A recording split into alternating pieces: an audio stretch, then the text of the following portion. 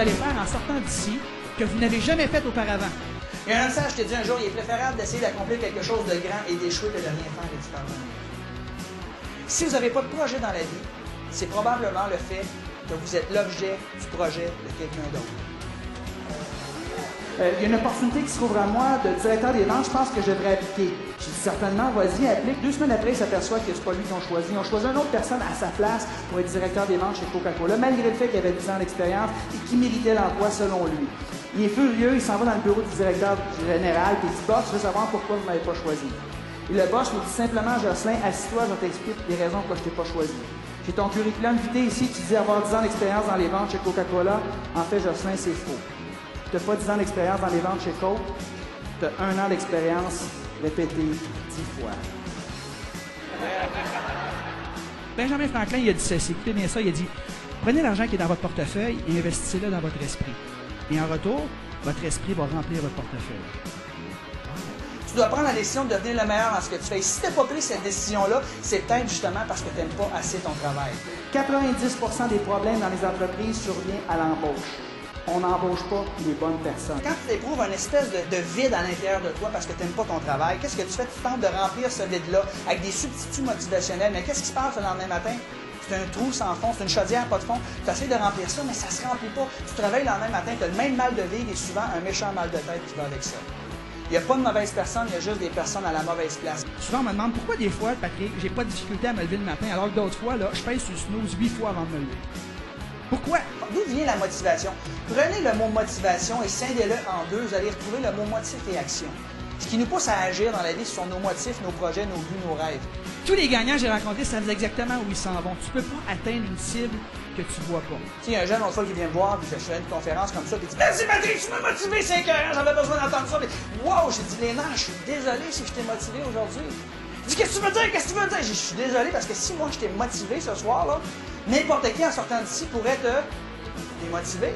Si ta source de motivation vient de l'extérieur, tu me désoles. C'est pas mon but. Mon but, c'est que tu sortes d'ici, que tu sois motivé de l'intérieur. Alors j'ai posé, c'est quoi tes objectifs, c'est quoi tes buts, c'est quoi tes projets à partir d'ici? Ce qui nous rend heureux dans la vie, c'est pas la possession, mais c'est plutôt l'anticipation. Vous devez avoir constamment des projets à réaliser. La Sagouine, elle disait, le bonheur, c'est pas de l'away, c'est de savoir qu'on va l'away. Rappelez-vous de ça? L'anticipation est toujours plus douce. Il y a un bonheur certain que d'apprécier ce qu'on a, sa famille, ses amis, sa santé, mais c'est pas un bonheur qui nous satisfait. Le vrai bonheur, c'est celle qu'on n'a pas encore atteint. Alors, pour avoir en dedans de vous ce sentiment d'expectative positif, toujours vivant, vous devez toujours d'avoir des buts, des projets, des rêves. La loi d'attraction dit que vous attirez à vous ce à quoi vous pensez et ressentez la majorité du temps. C'est le fun si tu penses à tes buts, à tes rêves, c'est ça que tu vas attirer. Mais si tu penses à tes peurs, à tes doutes, à tes craintes, qu'est-ce que tu vas attirer? C'est ça également que tu vas attirer.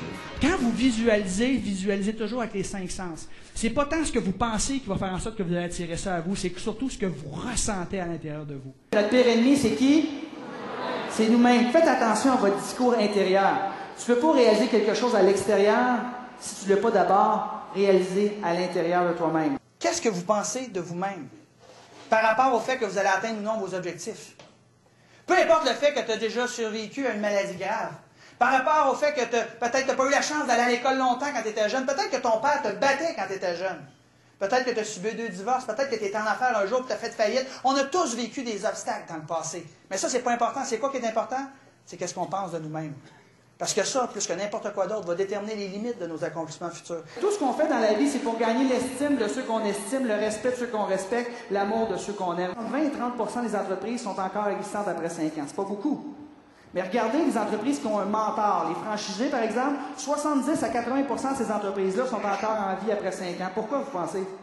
Parce qu'ils ont reçu de l'aide. Si on veut réussir quoi que ce soit, il faut piler sur notre orgueil des fois pour aller voir des gens qui l'ont déjà fait avant nous.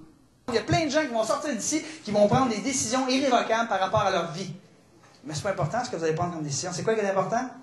C'est ce que vous allez faire. C'est ce que vous allez faire par rapport à la décision-là. Et c'est la grande différence entre les gagnants et les perdants. Vous en connaissez beaucoup des gens comme ça, hein?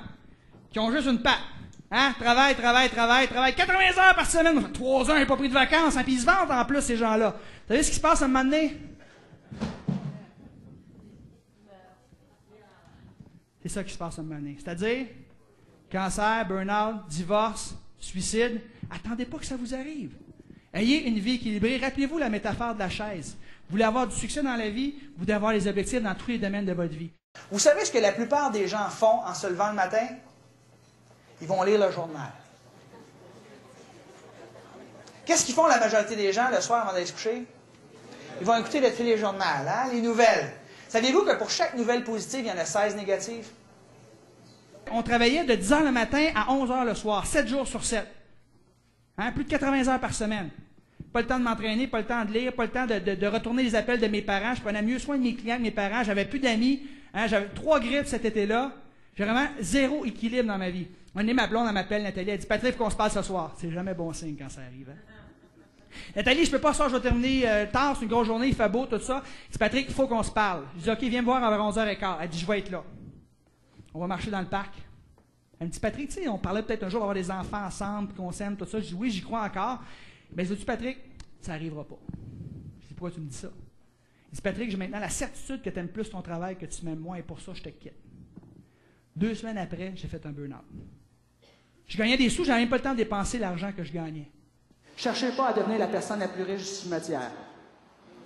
Il n'y a jamais personne sur son lit de mort qui a dit un jour « J'aurais dû passer plus de temps au bureau. » C'est jamais arrivé, mesdames et messieurs. Si je veux te donner la main, parce que je veux t'aider, mais que tu as quelque chose dans la main, je ne peux pas te donner la main, je ne peux pas t'aider. Il faut que tu laisses, hein, you gotta let go, il faut que tu laisses ce que tu avais dans le passé pour faire de la place pour du nouveau que je puisse t'aider. Et certaines émotions que vous avez des fois vous retiennent, vous empêchent justement de vous épanouir. Vous savez ce que j'ai fait? Je décide de lui pardonner. Et je décide dans cette là de lui pardonner avant qu'il s'en aille.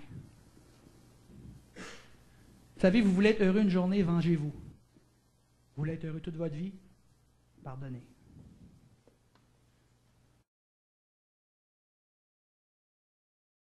Le pardon est un geste égoïste, qu'on ne fait pas pour les autres, mais qu'on fait pour soi-même, pour se libérer d'un fardeau qu'on a à l'intérieur de soi. Si vous êtes assis dans la salle aujourd'hui, réalisez que vous êtes des personnes privilégiées. Réalisez que vous êtes des personnes privilégiées, puis ce n'est pas tout le monde qui a ce privilège-là. Puis une fois que vous allez sortir de votre zone de confort, vous allez passer à l'action sur les idées qu'on a apprises aujourd'hui, que vous avez appris durant ces 2 jours-là, quand vous allez commencer à matérialiser dans votre vie tout ce succès-là, n'oubliez jamais de redonner aux autres. Vous avez beaucoup d'argent, donnez de votre argent. Vous n'avez pas beaucoup d'argent, donnez de votre temps. Mais donnez, car en toute chose, plus que vous allez donner dans la vie, plus que vous allez recevoir. Merci beaucoup de m'avoir invité ce matin, c'est trop gentil. Merci beaucoup.